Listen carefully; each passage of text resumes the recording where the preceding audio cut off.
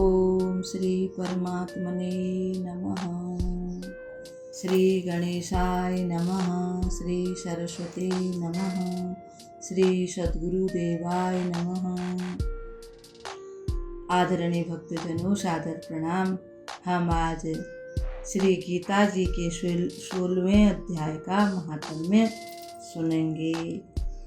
जय जगदीश हरे प्रभु, जय जगदीश हरे, जय जगदीश हरे प्रभु, जय जगदीश हरे।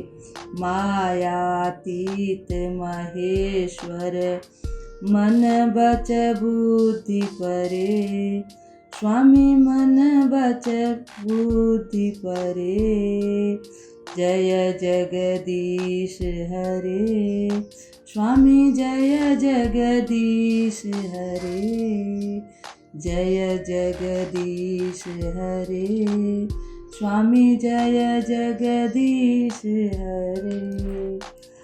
भक्तजनों, श्री महादेव जी माता पार्वती को 16वें अध्याय का महात्म्य सुनाते हुए कहते हैं कि हे पार्वती, अब मैं गीता के 16वें अध्याय का महात्म्य तुमको बताऊंगा और तुम ध्यान दे के सुनो।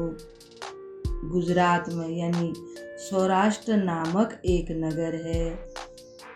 वहाँ खड्गबाहु नाम के एक राजा राज्य करते थे, जो दूसरे इंद्र के समान प्रतापी थे और राजा बड़े ही प्रजावत्सल थे, बड़े धर्मात्मा थे।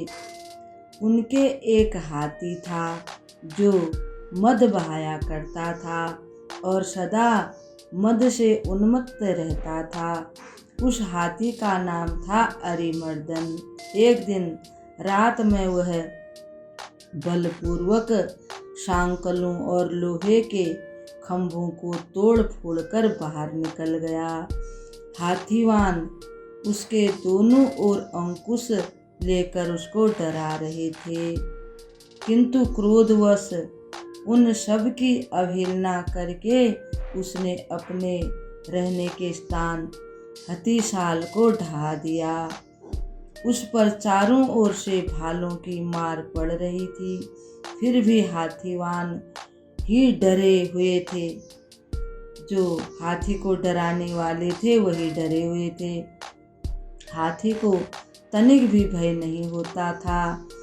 इस कौतूहलपूर्ण घटना को सुनकर राजा स्वयं हाथी को मनाने की कला में निपुण अपने राजकुमारों को लेकर के वहां आए। आकर उन्होंने उस बलवान हाथी को देखा। नगर के निवासी अन्य काम धंधों की चिंता छोड़ अपने बालकों को भय से बचाते हुए बहुत दूर खड़े होकर उस भयंकर गजराज को देखने लगे। देखने वालों की चारों तरफ से भीड़ लग गई। इसी समय कोई ब्राह्मण तालाब से नहाकर उसी मार्ग से लौटे। सबने उनको रुक जाओ, सावधान सावधान बहुत कहा, परंतु वे नहीं माने। वे गीता के 16वें अध्याय के अभयम आदि कुछ श्लोकों को जप रहे थे। पूर्ववासियों और महावतों ने उन्हें बहुत मना किया, किंतु उन्होंने किसी की न मानी। उन्हें हाथी से भय नहीं था, इसलिए वे विचलित नहीं हुए। वो बिल्कुल भी नहीं डरे और उसी मार्ग से आ गए। उधर हाथी अपने चिंगाड़ से चारों दिशाओं को व्याप्त करता हुआ लोगों को कुचल रहा था। वे ब्राह्मण उसके बहते हुए मद को हाथ से छूकर कुशल पूर्वक निर्भयता से वहां से निकल गए। इससे वहां राजा तथा देखने वाले पूर्ववासियों के मन में इतना आश्चर्य हुआ कि उसका वर्णन नहीं हो सकता। राजा के कमल नेत्र चकित हो उठे। राजा सोचने लगे, मैं राजा होकर भी कुछ नहीं कर पाया, और ये ब्राह्मण देवता बिल्कुल भी नहीं डरे। हाथी ने इनको कुछ भी नहीं किया। उन्होंने ब्राह्मण को बुलाया और सवारी से उतरकर उन्हें साष्टांग प्रणाम किया और पूछा, हे ब्राह्मण देवता, आज आपने यह महान अलौकिक कार्य किया है, क्योंकि इस काल के समान भयंकर गजराज के सामने से आप सकुशल लौट आए हैं। प्रभु, आप किस देवता का पूजन करते हैं तथा किस मंत्र का जप करते हैं? बताइए, आपने कौन सी सिद्धि प्राप्त कर रखी है? आपके पास कौन सी सिद्धि है? ब्राह्मण ने कहा, राजन, मैं प्रतिदिन गीता के 16वें अध्याय के कुछ श्लोकों का जप किया करता हूँ। इसी से ये सारी सिद्धियाँ मुझे प्राप्त हुई हैं। श्री महादेव जी कहते हैं, हे पार्वती, तब हाथी का कौतूहल देखने की इच्छा छोड़कर राजा ब्राह्मण देवता को अपने महल में ले आए। वहाँ शुभ मुहूर्त देखकर 1,00,000 स्वर्ण मुद्राओं की दक्षिणा दे उन्होंने ब्राह्मण को प्रसन्न किया और गीता के 16वें अध्याय की दीक्षा ली।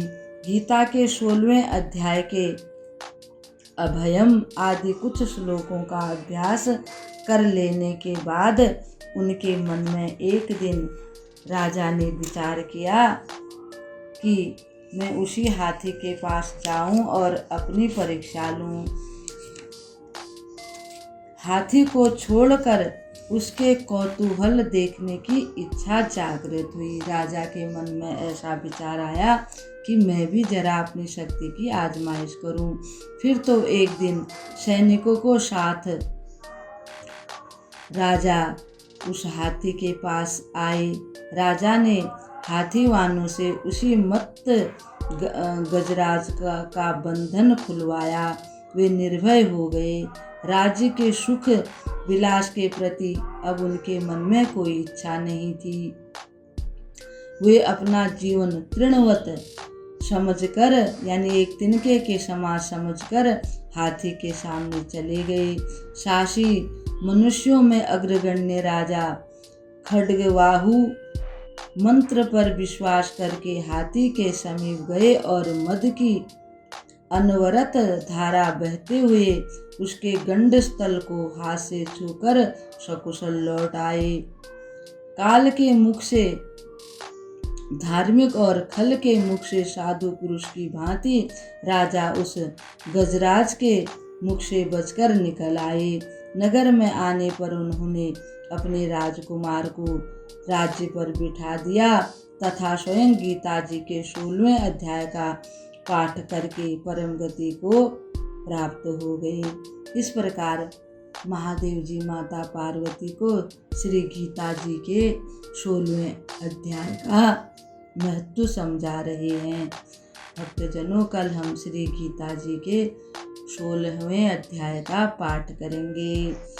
ओम सर्वे भवन्तु सुखिनः, सर्वे सन्तु निरामया, सर्वे भद्राणि पश्यन्तु, मा कश्चिद् दुःखभाग् भवेत्, मा कश्चिद् दुःखभाग् भवेत्।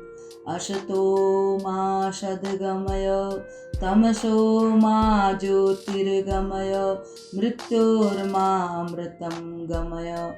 ओम शांति शांति शांति। ओम।